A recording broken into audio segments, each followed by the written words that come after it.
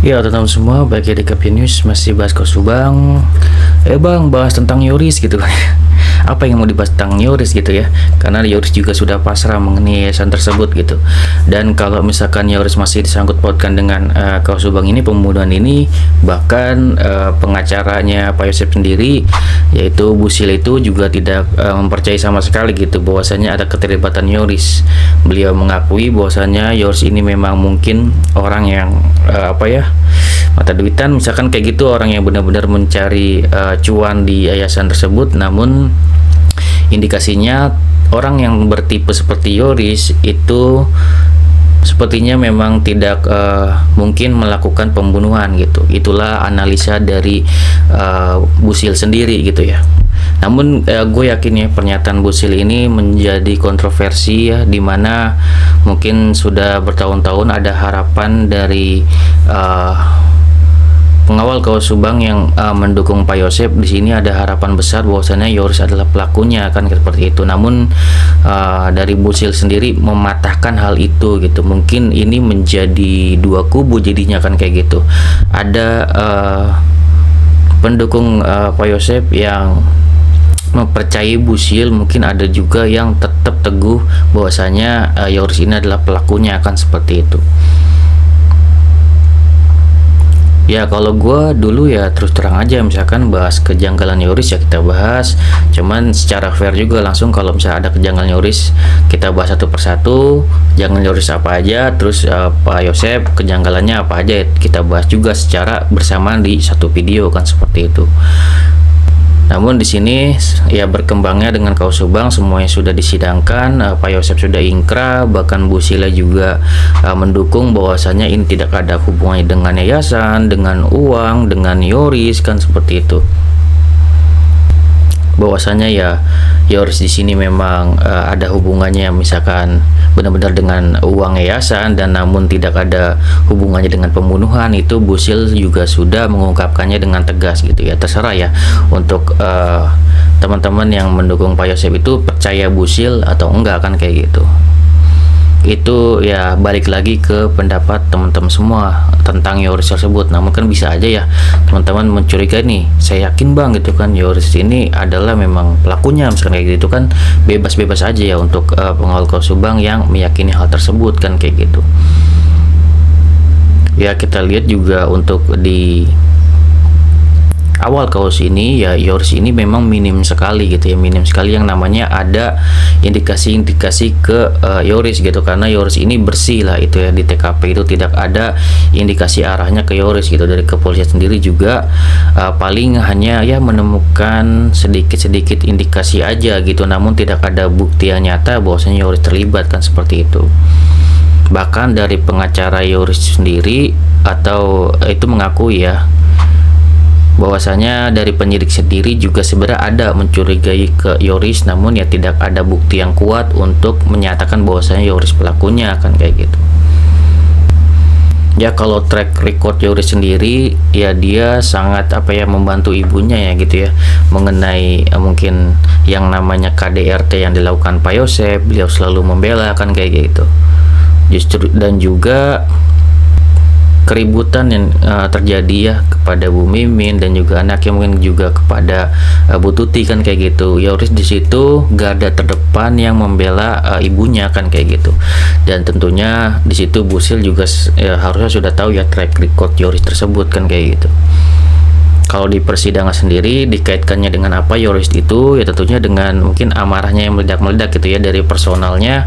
Di situ memang pada saat di persidangan Pak Rohman mencoba menggali emosi misalkan dari Yoris gitu ya pada saat itu, tentang masa lalunya diungkit oleh Pak Rohman gitu kan ya, agar Yoris ini seperti dilihat oleh para netizen itu memiliki memang emosi yang seperti itu gitu ya. Namun kalau menurut gue sangat wajar ya anaknya seperti itu, karena ya dari dari Pak Yosep sendiri juga seperti itu ya, ada kesamaan sifat gitu ke Yoris juga gitu, ada rasa meledak-meledak kalau misalkan disinggung, kan kayak gitu kan. Pak Yosep juga seperti itu ya di awal, apalagi disinggung mengenai yayasan itu sangat marah banget gitu ya, dan ternyata kita sudah sangat tahu kenapa disinggung masalah yayasan.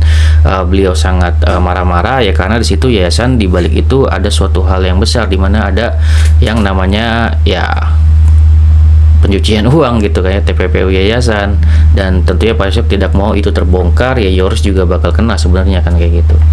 Namun ya semuanya sudah terungkap, ya harusnya Pak Yosep mengungkap aja udah gitu ya keterlibatannya tentang yayasan, karena di situ Yoris juga otomatis kalau misalkan ada apa ya dendam misalkan atau seperti apa dari Pak Yosep ke Yoris, ya Pak Yosep bisa memanfaatkan hal tersebut untuk menjatuhkan Yoris kan kayak gitu. Walaupun di sini Pak Yosep juga akan terkena kan kayak gitu. Namun mengenai yayasan ini apakah Pak Yosep bisa membuktikan bahwasannya Yoris terlibat, itu adalah hal yang berbeda ya, harus ada pembuktiannya lagi kan kayak gitu. Pembuktian yang dilakukan oleh kepolisian di sini sebenarnya sangat mudah gitu mengenai motif Pak Yosep itu sendiri gitu. Apakah benar ini ada motif uang mengenai yayasan atau enggak, kan seperti itu sebenarnya sederhananya kalau misalkan mengecek mengenai yayasan gitu. Sangkutannya kan seperti itu. Jika memang nanti ada bukti-bukti baru, ya kita tidak tahu gitu ya perkembangan kasus Subang ini mengenai yayasan dan kasusnya akan seperti itu dengan kasus Subangnya. Ya tapi Bang, misalkan gue masih bertanya, ini gue yakin masih gitu ya Bang, Yoris ini ada keterlibatan gitu ya. Kalau menurut gue teman-teman ini ya coba berdiskusi langsung dengan Busil gitu ya, pada TikTok itu seperti apa yang bisa berdebat, atau mungkin bukan berdebat, mungkin bertanya gitu ya, untuk meluapkan perasaan dari hati teman-teman semua yang mencurigai Yoris. Kenapa nih Busil, kita ini misalkan atau saya pribadi meyakini adalah Yoris adalah pelakunya, tapi kenapa kok Busil dengan cara yakin bahwasanya ini Yoris tidak ada keterlibatan kan kayak gitu, bahwasanya Yoris ini bukan pembunuhnya, Yoris ini hanya taunya pengen duit gitu kan ya, dan juga ini tidak ada hubungannya bahkan ya dengan yayasan, dengan uang. Ini hanya masalah harga diri seseorang yang memiliki kepentingan yang harga dirinya tersenggol kan gitu, yang membuat orang tersebut gitu ya melakukan pembunuhan itu ya kepada Bu Tuti dan juga Amel kan seperti itu. Itu adalah sudah sangat jelas disampaikan oleh Busil. Namun ya kalau teman-teman mungkin ya karena belum yakin, mungkin teman-teman juga ada koneksi misalkannya ke Busil itu sendiri, yang dimana teman-teman adalah mendukung Pak Yosep di sini, tentunya bisa menanyakan sendiri itu ke Busil gitu ya mengenai hal tersebut gitu. Kenapa beliau percaya sekali akan hal tersebut gitu ya, dimana semua para netizen pun yang masih menunggu ya untuk kebenarannya kan seperti itu, baik itu yang mendukung Danu atau mendukung Pak Yosep, semuanya juga kan ya let it flow gitu ya. Kita lihat aja berjalannya waktu ini kasusnya terungkap gitu ya. Masalah teman-teman bisa nerima atau enggak fakta yang ada, yaitu masalah dari teman-teman semua aja gitu ya, mengenai persepsi gitu ya, atau mengenai keyakinan gitu. Tentunya mengenai keyakinan ya kita berbeda-beda ya, Busil punya keyakinan sendiri gitu ya, dengan data yang beliau miliki. Teman-teman mungkin ya hanya dengan perasaan aja kan kayak gitu, tidak memiliki data mungkin seperti Busil.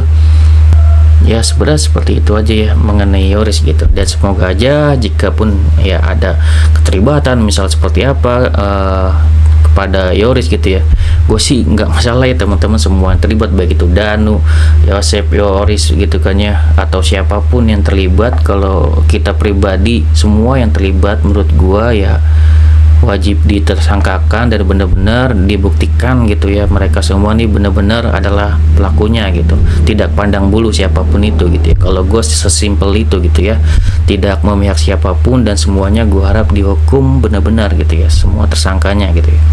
Oke, segitu ya dari gue, semoga bermanfaat. Assalamualaikum warahmatullahi wabarakatuh. Teman-teman.